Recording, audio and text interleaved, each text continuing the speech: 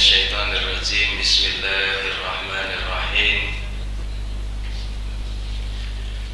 Radina billahi rabban wa bil islami dinan wa bi Muhammadin nabiyyan wa rasulan. Rabbana zidna ilman warzuqna fahman. Rabbana shrah lana sudurana wa yassir lana umurana wahlul 'uqdatan min alsinatina yafqahu aqwalana. Subhanaka la ilma lana illa ma 'allamtana innaka antal alimul hakim. Fa uhayyikum tahiyatan islamiyah wa tahiyatul islam hiya assalam. Assalamu alaikum warahmatullahi wabarakatuh.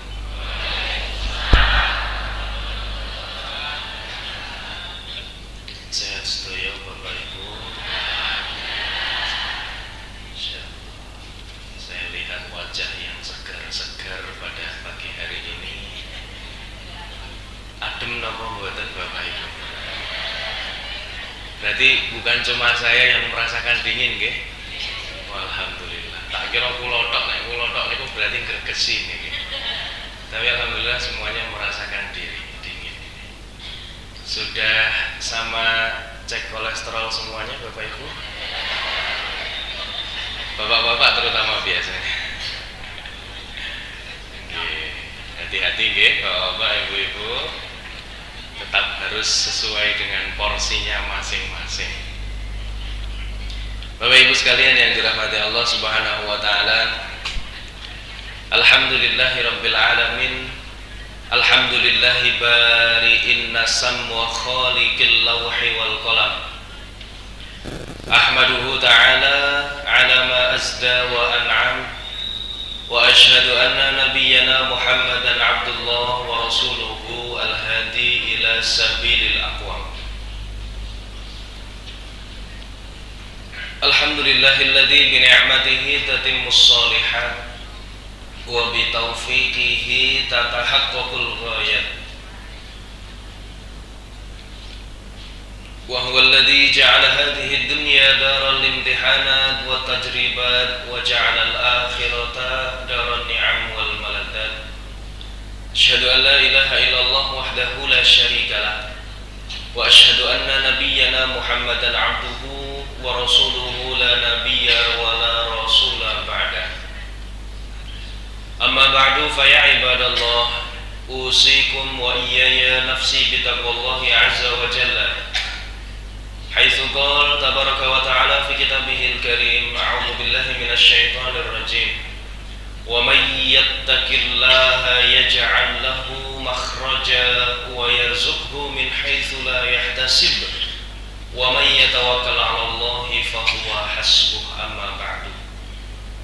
Bapak Ibu yang dirahmati Allah Subhanahu wa taala, marilah terlebih dahulu kita mulai kajian kita pada pagi hari ini dengan suatu kalimat yang luar biasa, bentuk rasa syukur kita kepada Allah Subhanahu wa taala. Tidak lain tidak bukan adalah kalimat alhamdulillahirabbil alamin. Kita kembali masih dibangunkan oleh Allah pada pagi hari ini. Kembali lagi Allah pilih kita untuk bisa berjalan pada pagi hari ini. Kadangkala Bapak Ibu, ketika kita sehat itu anggota badan kita itu biasa saja. Maksudnya kita tidak terlalu bersyukur dengan adanya anggota badan kita. Tur nek kek wayahe gerah gitu. Niku lak yo biasane pripun Bu? Le sambat raki-raki. Ketika mata kita bisa melihat dengan nikmat, belum tentu kita bersyukur kepada Allah. Ya Allah, terima kasih Engkau karuniakan mata yang bisa melihat dengan jelas pada hari ini. Ketika mulut ini bisa berbicara dengan enak, belum tentu kita bersyukur kepada Allah. Ya Allah, terima kasih Engkau karuniakan kepada hamba lisan yang bisa berbicara dengan mudah pada pagi hari ini. Ketika kaki kita bisa melangkahkan langkah demi langkah dengan mudah, itu belum tentu kita bersyukur. Ya Allah, matur nuwun niki sikile tasih penak nggih mlampah-mlampah. Tur nek kek wayahe asam urat nggih pas pun angel gek sambat kalian Gusti Allah, ya Allah kok ngene to. Kata Allah, kemarin-kemarin ketika sehat kemana? Ya. Kok tidak pernah bersyukur ketika sehat, sedangkan ketika sakit mengeluh luar biasa kepada Allah. Maka dari itu Bapak Ibu sekalian yang dirahmati Allah, selalu kita panjatkan puja dan puji syukur kita semata-mata kepada satu-satunya zat yang berhak untuk kita syukuri, yaitu adalah Allah Subhanahu wa ta'ala. Jangan sampai Bapak Ibu, suatu saat nanti ketika hari kiamat itu ada beberapa golongan yang akan dibangkitkan oleh Allah dalam keadaan yang buta. Allah pernah menceritakan di dalam Al-Quran itu bahwasannya nanti ada beberapa golongan yang akan dibangunkan dalam keadaan buta. وَمَنْ أَعْرَضَ عَنْ ذِكْرِي فَإِنَّ لَهُ مَعِيشَةً ضَنْكًا وَنَحْشُرُهُ يَوْمَ الْقِيَامَةِ أَعْمَى. Jadi barang siapa yang mengingkari ayat-ayat Allah, mengingkari nikmat-nikmat Allah, maka akan aku bangkitkan nahsyuruhu ketika hari kiamat itu dalam keadaan yang a'ma boneko buta. Kemudian mereka bertanya-tanya, qala lima hasyartani a'ma wa qad kuntu basira. Ya Allah, kenapa engkau bangkitkan aku dalam keadaan yang buta, sedangkan dulu ketika hidup aku dapat melihat dengan mudah, kata mereka. Kemudian kata Allah, qala kadzalika atatska ayatuna fanasitaha wa kadzalikal yauma tunsa. Dulu ketika hidup engkau itu sudah diberikan ayat-ayatku, tapi engkau pura-pura tidak melihat kepada ayat-ayatku itu. Maka karena pura-pura tidak tahu adanya ayat-ayat itu, sehingga ketika hari kiamat dibangkitkan dalam keadaan yang buta. Na'udzubillahi min dzalik. Salawat dan salam semoga senantiasa tercurah kepada junjungan kita, Nabi besar kita, Nabi Agung Muhammad Sallallahu alaihi wasallam, dan semoga kita termasuk ke dalam golongan umat beliau yang nanti mendapatkan syafaat fi yaumil akhir. Amin amin ya rabbal alamin. Innallaha wa malaikatahu yusholluna 'alan nabi ya ayyuhalladzina amanu shallu 'alaihi wa sallimu taslima. Kita bersolawat dulu gitu Bapak Ibu. Sallallahu ala Muhammad.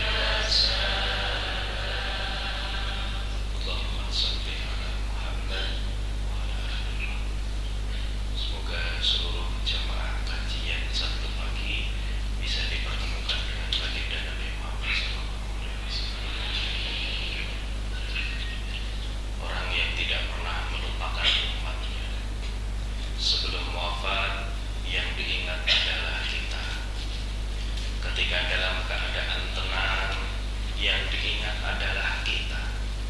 Bahkan sebelum menyembelih hewan kurban, Nabi kemarin itu pernah berkata bahwasannya ini untukku, ini untuk keluargaku, dan juga untuk umatku. Bayangkan kapan Nabi Muhammad itu tidak mengingat kita, itu kapan? Selalu beliau mengingat-ingat kita. Bagaimana keadaan umatku nanti? Bagaimana keadaan umatku nanti? Maka kalau ditanya siapa orang yang paling beriman, itu sebetulnya kita. Karena kita belum pernah melihat bagaimana wujud Nabi Muhammad, tapi sudah bisa mengikuti sunnah-sunnah beliau. Semoga kita dimasukkan ke dalam golongan umatnya yang betul-betul nanti mendapatkan syafaat.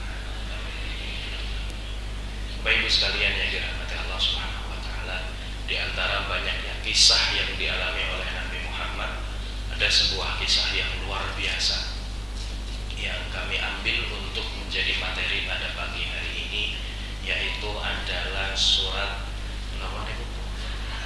Ad-Duha. Bapak-bapak kelihatan atau tidak? Sidik. Ad-Duha.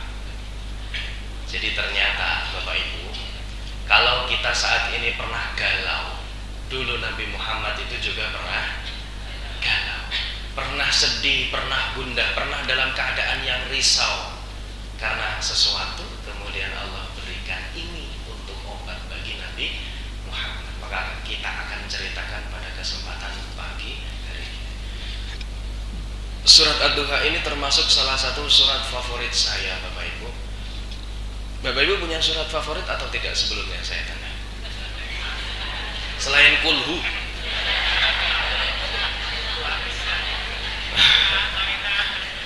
Al-Kausar. Jadi trikul kita Kulhu, Falak, Binnas. Terus kemarin dulu saya pernah tanya ya ibu-ibu, bapak kalau sholat baca apa biasanya? Ya itu. Mboten bosen nggih ibu. Sinten sing bosen? Malaikate niku sing bosen.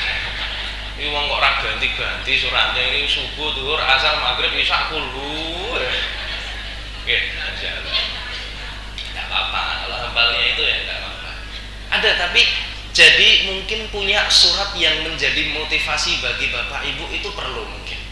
Jadi ketika Bapak Ibu dalam keadaan yang kurang baik, Bapak Ibu dalam keadaan yang down, mungkin bisa membaca surat itu kemudian teringat dengan makna dan apa yang ada di dalam surat itu. Salah satu surat yang menjadi favorit saya dan sering dulu saya baca ketika sholat itu adalah surat ini, surat Ad-Duha. Karena isi kandungan di dalamnya itu luar biasa, seperti menenangkan Nabi Muhammad juga menenangkan kita umatnya di dalam surat Ad-Duha. Maka kita bahas sedikit Bapak Ibu mengenai surat Ad-Duha. Boleh saya bilang ini adalah surat obat bagi Nabi Muhammad SAW, pun ini adalah obat bagi kita juga. Saya pernah kasih kisi-kisi dulu. Kalau di dalam Al-Quran itu disebutkan suatu kejadian secara rinci, nyuwun sewu, seperti sampai kepada nama orangnya itu disebutkan. Ini tanda-tandanya. Bisa jadi kejadian itu tidak akan terulang kembali di masa-masa yang akan datang. Saya pernah sampaikan. Contohnya, di dalam Al-Quran diceritakan ada seorang wanita yang bisa punya anak tanpa ada suami atau tidak pernah disentuh oleh laki-laki. Sinten? Maryam, betul. Itu disebutkan oleh Allah secara rinci, maka tidak akan terjadi lagi di masa-masa yang akan datang. Sampai sekarang belum pernah ada kok wanita yang tidak disentuh laki-laki tapi bisa punya anak. Enten apa mboten, Bu? Mboten. Beda kasusnya kalau enggak punya bapak, punya anak, banyak. Tapi kalau tidak pernah disentuh laki-laki tapi bisa punya anak, ya cuma Maryam itu saja. Ada lagi disebutkan di dalam Al-Quran kejadian secara rinci di mana ada seorang anak itu yang diberikan nama langsung oleh Allah. Siapa kemarin? Siapa namanya? Satu-satunya manusia yang dikasih nama sama Allah. Yahya dan Zakaria, ya kan? Zakaria berdoa lama belum punya keturunan, akhirnya Allah berikan, langsung dikasih nama oleh Allah. Namanya siapa? Yahya. Maka sampai nanti zaman jebot juga tidak akan pernah ada manusia yang dikasih nama sama Allah. Ali Firasat Ali Rahman ini saking sinten asmane? Saking Pak Rahman. Bukan dari Allah. Satu-satunya manusia yang dikasih nama oleh Allah adalah. Tapi kalau Allah tidak menyebutkannya secara rinci, maka ini bisa jadi akan terulang kembali dan bisa jadi juga ini terulang pada diri kita seperti yang terjadi dalam surat Ad-Duha ini. Allah tidak jelaskan secara rinci, maka ini bisa jadi kita refleksikan juga untuk diri kita di dalam surat Ad-Duha. Sebelum itu Bapak Ibu sekalian yang dirahmati Allah, bahwasannya surat Ad-Duha ini adalah termasuk surat Makkiyah. Napa surat Makkiyah niku Bapak Ibu? Betul, lebih tepatnya itu yang diturunkan sebelum perjalanan hijrah Nabi dari kota Makkah menuju kota Yathrib atau kota Madinah. Nanti setelah hijrah itu Nabi akan kembali ke Makkah dan dapat surat lagi. Itu termasuk Makkiyah atau Madinah? Makkiyah atau Madaniyah? Madaniyah. Nah, jadi Makkiyah itu yang diturunkan di Makkah, betul, lebih tepatnya yang terjadi sebelum hijrah. Kalau setelah hijrah dinamakan dengan Madaniyah. Diturunkan urutan ke-11 di dalam penurunan surat Al-Quran. Ini bukan urutan surat Al-Quran, tapi diturunkan urutan yang ke-11. Nanti akan kita bahas dari yang pertama sampai yang ke-11 itu. Berisi 40 kalimat dan juga 120 huruf yang luar biasa. Nah, jentetan nggih monggo. Tapi saya sudah tuliskan di sini 120.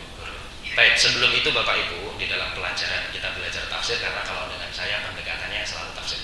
Di dalam pelajaran tafsir itu, sebelum kita menggali makna suatu surat, kita lebih baik lagi kalau tahu bagaimana asbabun nuzul dari ayat-ayat yang diturunkan Allah. Asbabun nuzul punika sebab diturunkannya surat ini atau ayat ini, seperti itu.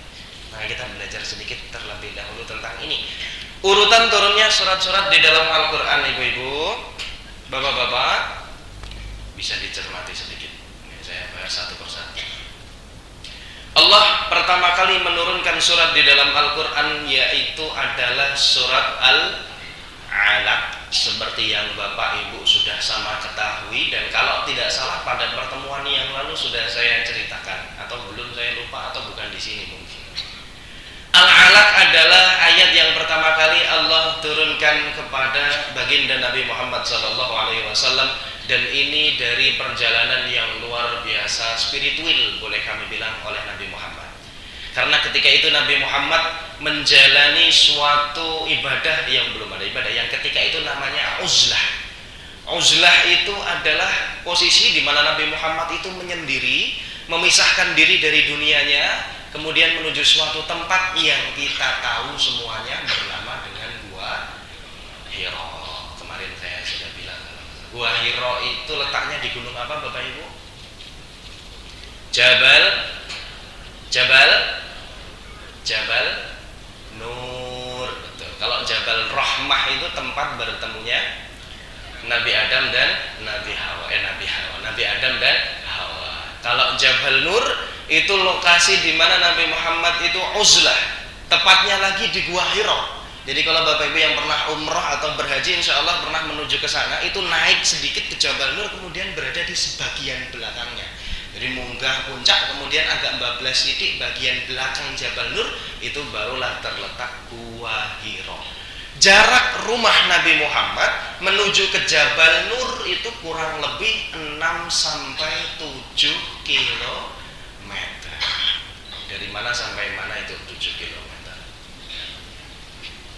Saking prawiro setika ngantos pundi bapak-bapak? Kelajuran Girang Tebih, Demak Ijo, Ring Road ya, Demak Ijo. Kurang lebih mungkin ya, jarak dari rumah Nabi Muhammad menuju ke Gua Hiro itu kurang lebih dari sini menuju ke Demak Ijo. Jauh atau tidak? Boleh saya bilang Bapak Ibu? Jauh. Apakah Nabi Muhammad punya motor? Tidak. Apakah Nabi Muhammad punya sepeda? Lalu bagaimana Nabi Muhammad menuju Gua Hiro? Dengan berjalan kaki. Sebegitu jauhnya Nabi Muhammad berjalan kaki, bahkan di dalam beberapa riwayat itu disebutkan harus melewati 5 bukit kurang lebih yang dilalui oleh Nabi Muhammad sebelum sampai ke Gua Hira. Naik turun kelak-kelok, naik turun kelak-kelok, barulah sampai di Gua Hira. Sampailah di sana Nabi Muhammad menyendiri, kemudian datang sesosok malaikat yang ketika itu menyamar menjadi seorang manusia. Dikatakan rambutnya panjang putih, kemudian bajunya panjang putih, tiba-tiba duduk di hadapan Nabi Muhammad, menyuruh Nabi Muhammad sesuatu. Apa yang disuruh oleh itu?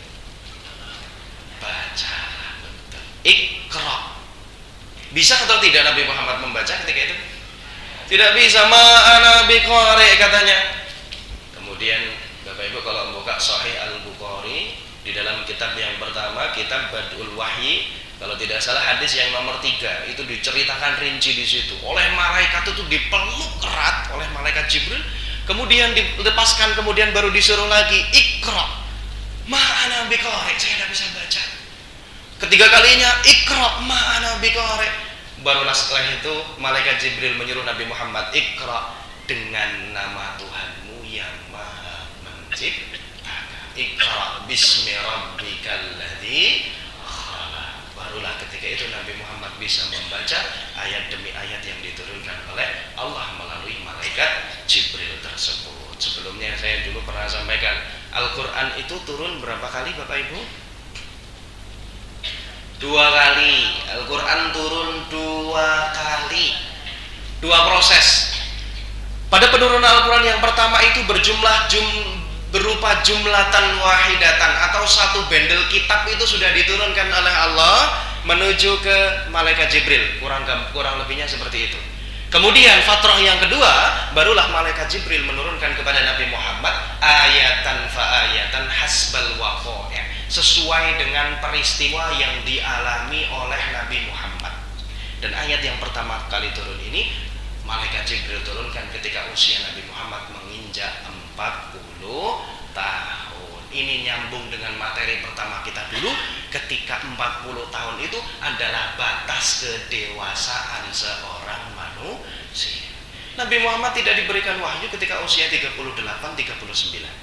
Baru ketika 40 tahun, ketika dianggap sudah dewasa, Nabi Muhammad diberikan tadi Iqra, bacalah. Dan Bapak Ibu perlu ketahui, perintah pertama yang turun kepada Nabi itu bukan sholat ternyata, itu bukan zakat, itu bukan puasa, tapi apa Bapak Ibu? Bacalah, belajarlah. Jadi ini sangat amat urgent sekali bagi diri kita, bahwasannya ilmu itu tidak main-main. Bapak Ibu hadir pada kajian seperti pagi hari ini, salah satunya itu adalah menjalankan sunnah Nabi, yaitu belajar. Karena perintah pertama yang turun kepada Nabi Muhammad ternyata berupa Iqra, bacalah. Sebelum kamu sholat, belajar dulu bagaimana tata cara sholatnya. Sebelum kamu zakat, sebelum berkurban, belajar dulu bagaimana fikih kurbannya. Sebelum kamu zakat, belajar dulu bagaimana fikih zakatnya, dan lain sebagainya. Maka Nabi Muhammad diberikan wahyu yang pertama, Iqra bismi rabbikal ladzi khalaq. Kemudian setelah itu Nabi Muhammad turun dalam keadaan yang gelisah, berlari menuju rumah dan menemui istrinya yang tercinta. Berkatalah Nabi Muhammad, dassiruni, tolong selimuti aku, lindungi aku. Nabi Muhammad dalam keadaan yang luar biasa cemas. Kemudian satu orang yang pertama kali menenangkan beliau, tidak lain tidak bukan siapa ibu? Siti Khadijah. Itulah kenapa Nabi Muhammad itu sangat cinta kepada Siti Khadijah. Dan perlu diketahui, Nabi Muhammad tidak menikah dengan wanita lain selama masih dengan Siti Khadijah, karena dia adalah satu-satunya orang yang sudah beriman kepada Nabi di saat tidak ada orang yang percaya kepada Nabi Muhammad. Barulah setelah itu, Bapak Ibu sekalian yang dirahmati Allah Subhanahu wa taala, turun surat selanjutnya, yaitu adalah surat Al-Qalam. Setelah surat Al-Qalam turun surat Al-Muzammil. Barulah setelah itu turun surah Al-Muddatsir. Setelah itu turun surat Al-Fatihah. Setelah itu Al-Lahab. nomor 7 At-Takwir, nomor 8 Al-A'la, nomor 9 Al-Lail, nomor 10 Al-Fajr, barulah diturunkan surat yang luar biasa ini, surat Ad-Duha, dan satu paket dengan surat Ad-Duha yaitu surat Al-Insyirah. Tapi perlu Bapak Ibu ketahui bahwasannya ada jeda di mana Allah itu tidak menurunkan wahyu untuk beberapa saat. Terhitung dari 11 surat yang pertama ini ada 2 kali jeda. Jeda yang pertama Allah berikan setelah surat Al-Muzammil, sebelum surah Al-Muddathir. Ada beberapa ulama yang berkata setelah surah Al-Muddathir, tapi tidak apa-apa, sebelum surah Al-Muddathir. Ketika jeda ini Nabi Muhammad kurang lebih, ada yang bilang 3 bulan tidak dapat wahyu, ada yang bilang beberapa hari tidak dapat wahyu, bahkan ada yang bilang sampai beberapa tahun tidak mendapatkan wahyu. Ketika sebelum turunnya surah Al-Muddathir. Dan ketika Nabi tidak diberikan wahyu itu, Nabi kembali berkali-kali mencari wahyu dari Allah, naik turun ke Gua Hira. Sampai disebutkan dalam hadis nomor 3 tadi, bahwasannya ketika jeda ini, kemudian Nabi diperlihatkan langsung dengan wujud malaikat Jibril yang tidak menyamar dengan apapun. Jadi pernah Nabi Muhammad itu sekali melihat malaikat Jibril tidak menyamar sebagai seorang manusia, itu sebelum turunnya surat Al-Muddathir. Ceritanya ketika itu Nabi Muhammad turun dari Gua Hira karena sudah berdiam diri lama dan tidak mendapatkan wahyu. Kemudian dalam perjalanan pulangnya itu Bapak Ibu, di tengah gurun pasir gersang yang tidak ada kehidupan, tiba-tiba ada yang memanggil namanya. Berkatalah di situ, "Ya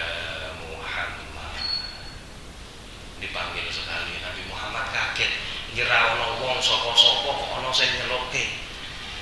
2 kali dipanggil, "Ya Muhammad." Tengok kanan, tengok kiri, tidak ada orang. Dipanggil lagi, "Ya Muhammad." Bapak-bapak, ibu-ibu nek kondur saking masjid sepi mlompong mboten enten tiyang. Kemudian enten sing nyelokke, "Pak Subadi." Takut enggak Pak?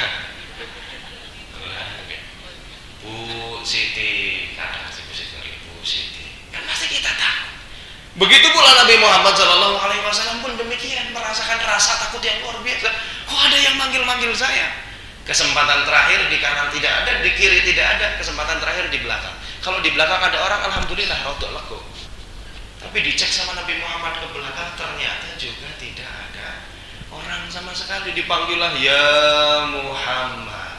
Barulah ketika itu Nabi menengokkan pandangannya ke atas. Disitulah Nabi Muhammad melihat malaikat Jibril, faqa'ada bainas sama'i wal ard, seperti duduk di antara langit dan bumi. Jadi malaikat Jibril duduk di antara langit dan bumi, terlihat besar sekali, luar biasa. Kemudian fa'aujaza minhum khifah, aku takut, sangat amat takut yang luar biasa, sampai aku nyuwun sewu, aujasa itu larinya sampai terbirit-birit Nabi Muhammad itu. Jadi lari luar biasa takut, sampai di rumah bertemu dengan Siti Khadijah kembali, barulah diselimuti. Disitulah turun, "Ya ayyuhal muddathir," wahai orang-orang yang berselimut. Kemudian jeda yang kedua ini turun setelah surat Al-Fajr, sebelum surah Ad-Duha. Tidak terlalu lama memang, kurang lebih 12 sampai 15 hari Nabi Muhammad tidak mendapatkan wahyu dari Allah Subhanahu wa taala. Tapi nyuwun sewu, umpamanipun Bapak Ibu punya anak jauh tinggalnya dengan Bapak Ibu, merantau keluar kota atau bahkan keluar negeri. Tiba 3 bulan tidak ada kabar, kok 3 bulan orang WA. Kepikiran apa mboten Ibu Bapak? Kepikiran nggih, anak era ketok sedina wae kepikiran kita. Napa malih nek tebe mboten enten kabar napa-napa, pasti Bapak Ibu kepikiran.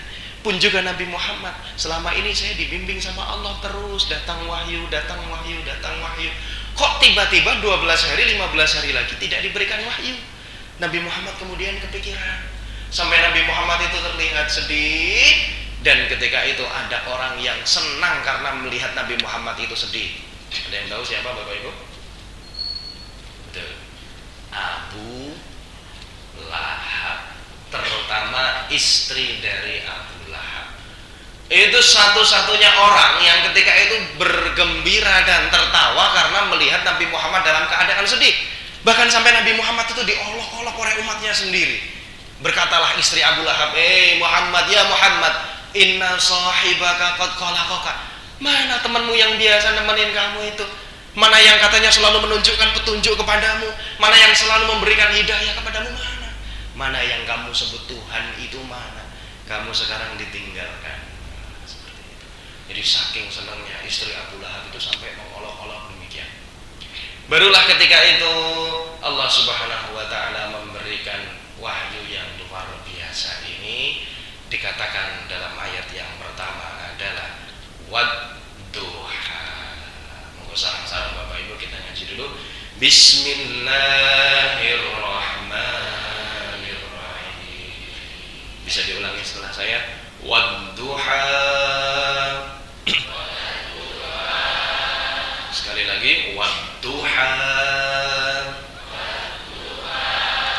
Wal-laili idza saja.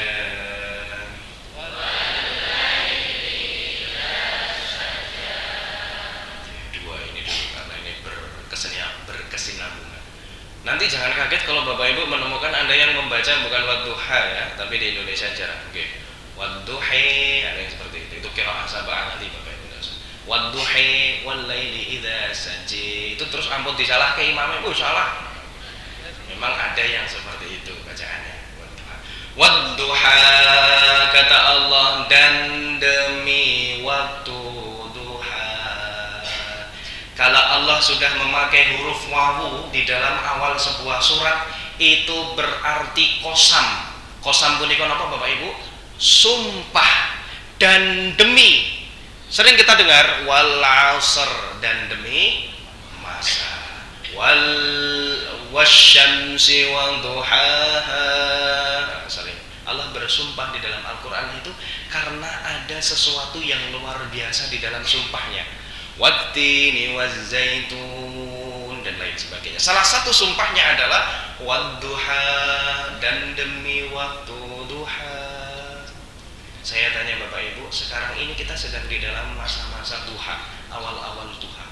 Bagaimana suasananya? Enak atau tidak sekarang? Enak nggih? Udara masih segar, sejuk, belum terlalu banyak beban pikiran gitu. Ibu-ibu paling sing dipikirke ajeng ngayur nopo. Hari ini mampir peken apa mboten ibu-ibu? Mampir. Saya sering kalau pulang itu seliringan sama Bapak Ibu terus belok pasar, ada yang belok pasar. Ajeng belanja. Ya, pada pagi hari ini terasa masih segar. Suasana enak, luar biasa nikmat seperti itu. Tafsiran yang pertama seperti dalam terjemahan adalah dan demi waktu duha. Tapi ini bisa ditafsirkan dengan hal yang lain Bapak Ibu. Ya Muhammad wadduha, dan demi waktu duha, dan demi masa di mana hidupmu itu sedang enak-enaknya. Kamu sedang merasakan nikmat di dalam hidupmu. Kamu tidak merasakan beban yang berat di dalam hidupmu. Kamu tidak memikirkan suatu hal yang membebani hidupmu. Wadduha, dan juga wal-laili idza, dan apabila malam telah sunyi atau gelap gulita. Bayangkan Bapak Ibu, jam 1 malam itu bagaimana suasananya? Sepi, mencekam, hening, ya rodok wedi nggih Bapak Ibu nggih. Assalamualaikum. Jam 1 malam ada yang ketuk pintu rumah. Assalamualaikum. Bapak Ibu, bapaknya digugah mboten wungu, ibuke sing wungu, kemudian ibu ngindik jendela kok mboten enten tiyang. Assalamualaikum. Takut atau tidak Bapak Ibu? Ini pernah terjadi kepada siapa? Pernah terjadi kepada siapa? Nabi Ibrahim. Nabi Ibrahim pernah didatangi tamu jam 1 malam ya?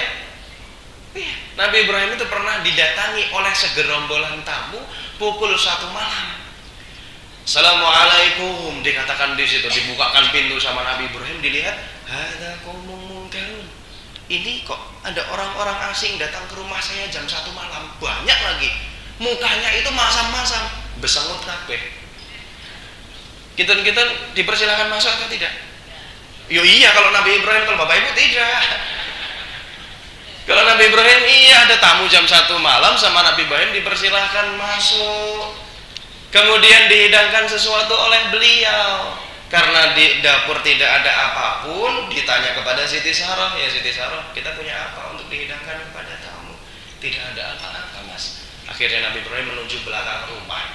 Dapatlah di situ Nabi Ibrahim 1 ekor anak lembu. Wis ana nemeng iki tak beleh tak tandangi nggo tamu-tamu iki mau jal Bapak Ibu kok kober-kobere beleh sapi jam 1 bengi. Disembelihkan betul, kemudian setelah disembelih dikuliti sendiri, ditandangi, kemudian disediakan makanan entah gulai atau tongseng ketika itu. Dimasak oleh Nabi Ibrahim, kemudian dihidangkan kepada tamu-tamu itu. Masya Allah luar biasa, ikramut duyufnya itu luar biasa. Bapak Ibu jangankan dibikinkan teh gitu. Jam 1 malam orang rabakal niku disuguhi teh napa kopi. Ini disediakan gulai sapi. Kemudian kalau ditunggu lama kok enggak ada. Kok pernah ditumek, mboten disentuh, bahkan tidak diicipi sama sekali sama orang-orang itu. Barulah sama Nabi Ibrahim pilihan dari atas sampai bawah. Oh, kok ternyata napa? Sikile mboten napa lemah coba ya gitu. Suan dhuwur dileng-eling. Ternyata sikile orang napa lemah.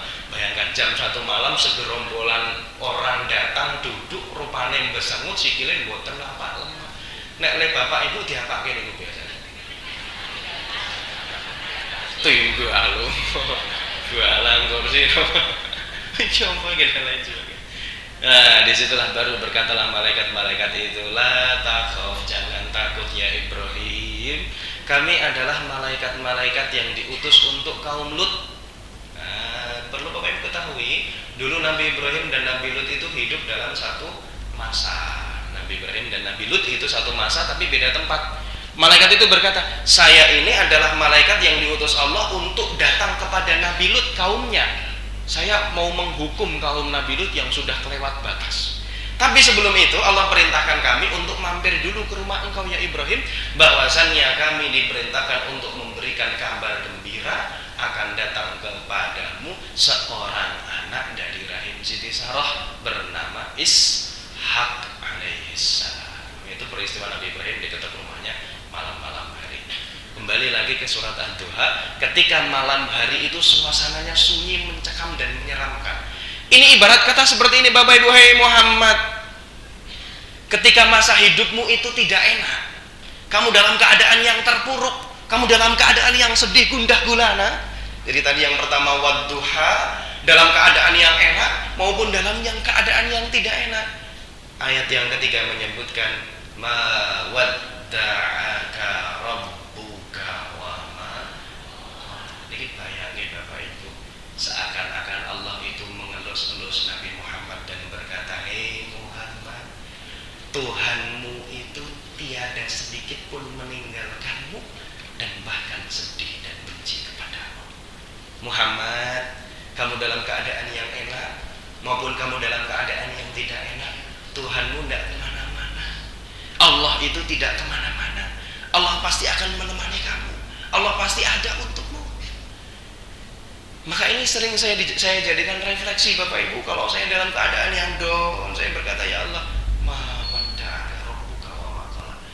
Allah tidak akan meninggalkan saya. Allah tidak akan meninggalkan saya. Seperti itu. Saya mimik sebentar, boleh?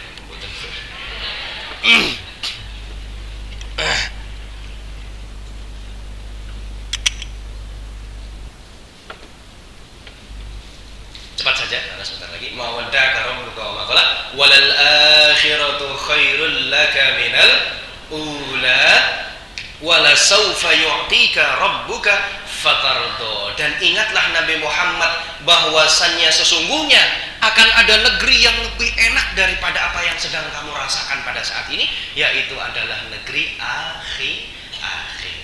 Lebih tepatnya lagi di surga. Wala saufa yu'tika rabbuka fatardo. Dan di sana Tuhanmu itu akan memberikan kepadamu fatardo, sampai kamu itu merasa puas. Pernah enggak Bapak Ibu di dunia ini merasa puas? Belum pernah kan? Belum pernah. Ada orang jalan kaki, lihat orang naik sepeda, pengen sepeda. Ada orang naik sepeda, kok lihat ada motor, pengen. Ada orang sudah naik motor, lihat mobil, pengen naik mobil. Sudah naik mobil, lihat helikopter, pengen. Dan seterusnya.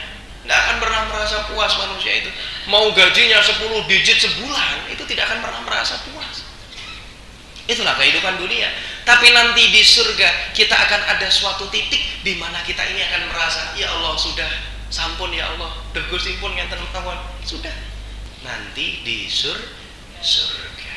Masya Allah, jangan dibayangkan bagaimana keindahan surga Bapak Ibu, karena tidak akan pernah bisa kita bayangkan surga. La khotoro fi dhihnil bashar. Surga itu ciri-cirinya tidak pernah terlintas di benak kepala manusia. Ajeng dibayangke kaya napa? Mboten saged kita membayangkan surga. Kemudian di ayat-ayat selanjutnya Nabi Muhammad itu Allah mengajak Nabi Muhammad itu untuk bernostalgia. Hei Muhammad, alam yajidka yatiman fa'awa. Bukankah dulu ketika engkau yatim itu aku yang melindungimu? Wa wajadaka dhallan fahada. Dan dulu ketika kamu itu dalam keadaan yang bingung, akulah yang memberikan petunjuk.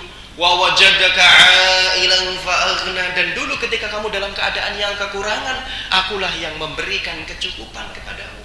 Itu mau menghibur Nabi Muhammad. Nabi Muhammad, dulu kamu dalam keadaan yang seperti ini, Allah tidak tinggalkan. Pun ini bisa direfleksikan kepada kita Bapak Ibu. Kalau merasa kita ini sudah jauh dari Allah, oh mbiyen kula niku kek ambru-ambruke nggih mboten ditinggal kalian Gusti Allah. Dulu saya dalam masa yang terpuruk, dulu saya masa yang mungkin kelam dan lain sebagainya, Allah tidak pernah sedikit pun meninggalkan saya. Seperti itu. Kemudian ayat-ayat yang selanjutnya datang, fa ammal yatima fala taqhar wa ammas sa'ila fala tanhar wa amma bi ni'mati rabbika fa. Di sini sedikit nasihat untuk Nabi Muhammad, bahwasannya kalau ada anak yatim jangan berlaku sewenang-wenang, kalau ada orang yang meminta-minta jangan dihardik, dan terhadap nikmat Tuhanmu maka hendaklah kamu kabarkan kepada orang lain.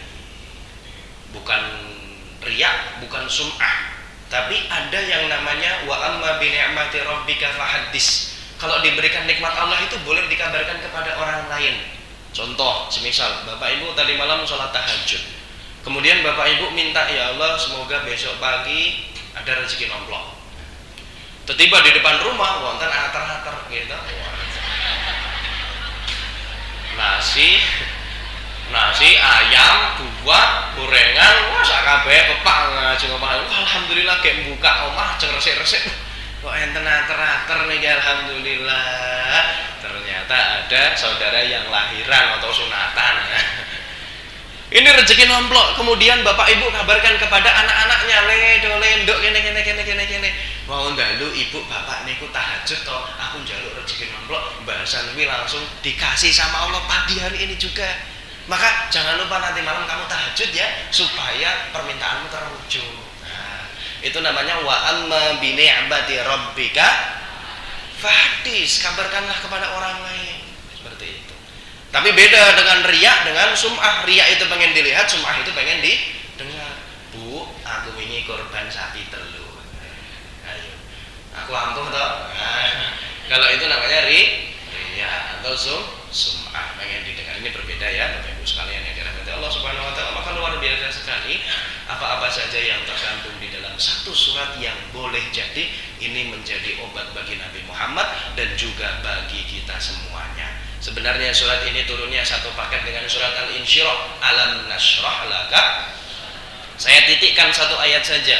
Inna ma'al usri wa inna ma'al usri fa inna ma'al usri yusra. Dan sesungguhnya, artinya apa? Yuk saya tanya, inna ma'al usri yusra artinya apa? Dan sesungguhnya, nah ini perlu sedikit dibenahi Bapak Ibu. Bukan setelah kesulitan ada kemudahan, bukan. Betul. Allah itu memakai kalimat ma'a. Kalau Bapak Ibu di dalam bahasa Arab, ma'a itu artinya bersama. datang bareng, anak ma'a ibu, anak ma'a bapak, itu datangnya bareng jejer. Maka sesungguhnya bersama dengan kesulitan akan datang kemudahan. Jadi datangnya bareng.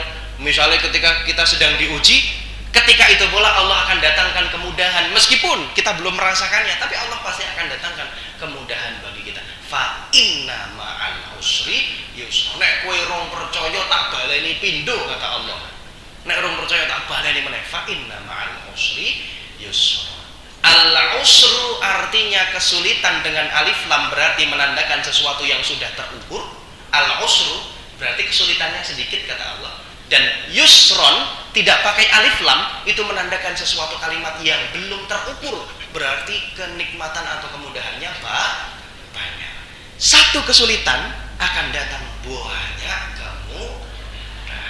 Itu enaknya kita tafsir Al-Quran itu seperti itu, Bapak Ibu. Jadi inna ma'al usri yusra. Oh, ada satu kesulitan, Allah datangkan bersama dengan ini banyak sekali kemudahan. Seperti itu. Nah, inilah kita indahnya membahas Al-Quran. Bapak Ibu sekalian yang dirahmati Allah Subhanahu wa taala, sudah habis waktunya jam 7. Saya tidak ingin korupsi waktu, karena ini hak Bapak Ibu untuk kembali pergi ke sawah, untuk kembali resik-resik, untuk kembali masak dan lain sebagainya. Ya. Kata Rasulullah, "Ati li kulli dzi haqqin haqqahu."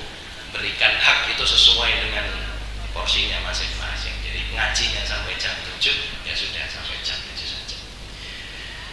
Bapak Ibu sekalian yang dirahmati Allah Subhanahu wa taala, ini saja yang bisa kami bahas dan kami sampaikan pada kesempatan pagi hari ini. Kalau ada kurangnya, ini semata datangnya dari saya.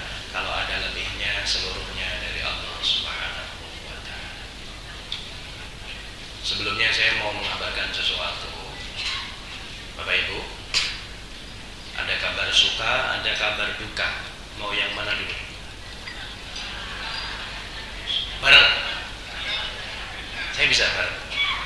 Jadi alhamdulillah Bapak Ibu sekalian yang dirahmati Allah, kabar sukanya bahwasanya saya diterima. Nopo. Saya ini akan melanjutkan studi kembali, studi S2. Jadi alhamdulillah sudah diterima dan lewat jalur beasiswa, alhamdulillah. Kabar dukanya tidak di Yogyakarta. Ini kabar dukanya. Kabar sukanya diterima sekolah, tapi ternyata qadar Allah pilihkan tempat bukan di Yogyakarta. Saya mau nyari di Jogja karena tidak ingin berpisah dengan Bapak Ibu sekalian. Sebetulnya sayang juga ya sebenarnya. Tapi Allah pilihkan tempat ternyata saya di Universitas Muhammadiyah Malang. Masih bisa. Selapan hari sekali pulang gitu ya. Lah semua jamaah minta gitu, yang seminggu sekali juga minta gitu, Bu. Mas minggu pisan Bali, rong minggu pisan Bali, ya Bali terus kula lah.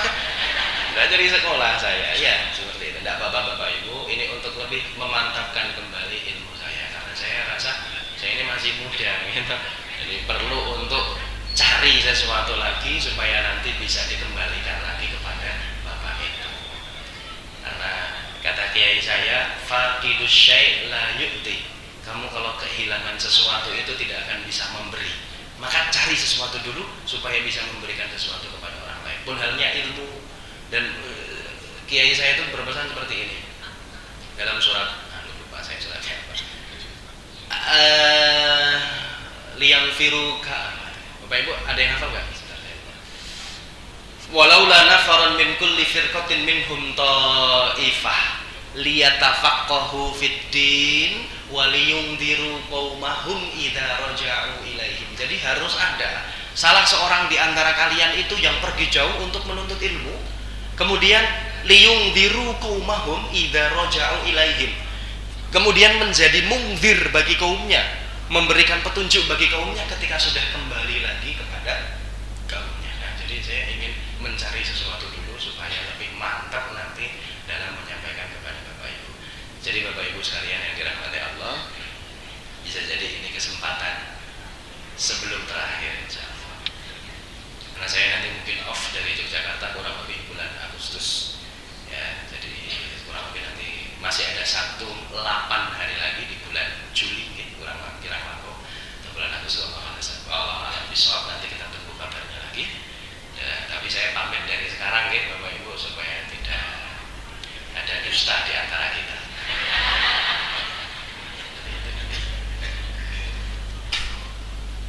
Insya Allah saya pergi untuk kembali Bapak Ibu, bukan terus naik kecantol wong mriko nggih duka nggih. Guyon. Mau kecantol wong mriko kita betul mriki kita. Seperti itu harus ikut kalau. Saya ada jamaah di Jogja, gimana mau ikut atau tidak? Tidak, nggak usah berarti. Allahu a'lam bissawab. Marilah Bapak Ibu, kita tutup bersama kajian pada pagi hari ini dengan berdoa kepada Allah Subhanahu wa taala.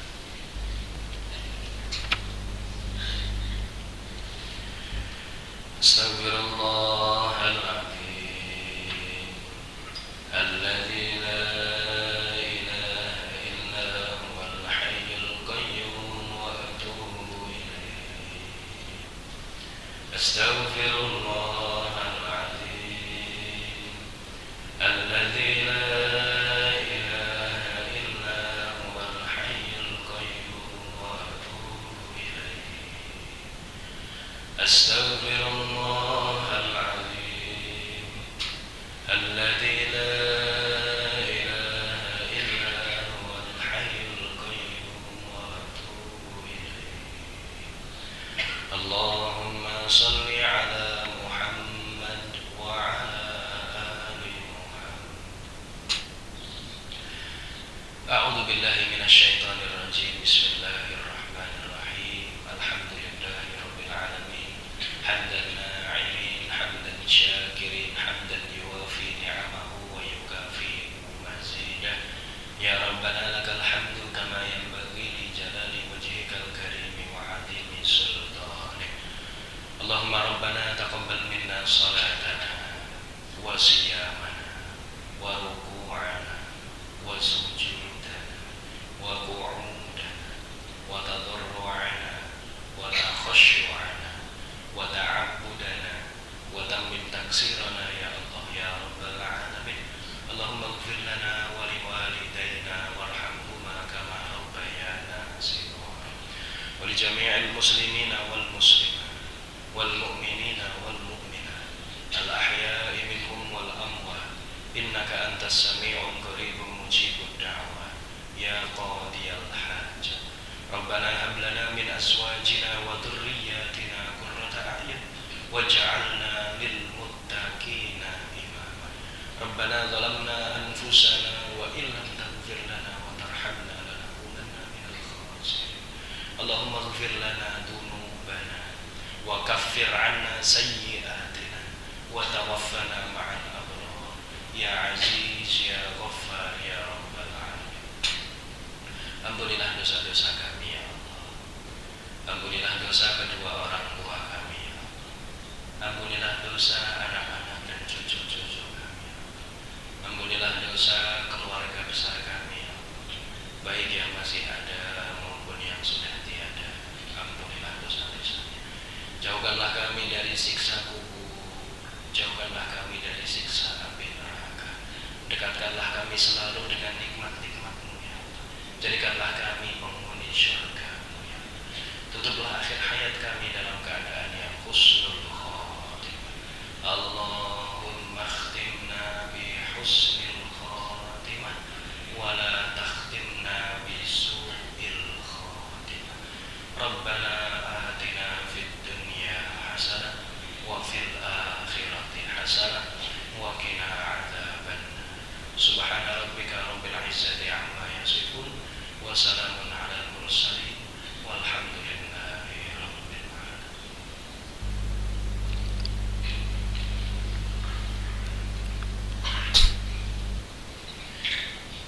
Terima kasih Bapak Ibu sekalian atas waktu yang diberikan. Semoga yang sedikit ini bisa menambah keimanan serta ketakwaan kita kepada Allah Subhanahu wa taala. Syukran ala kulli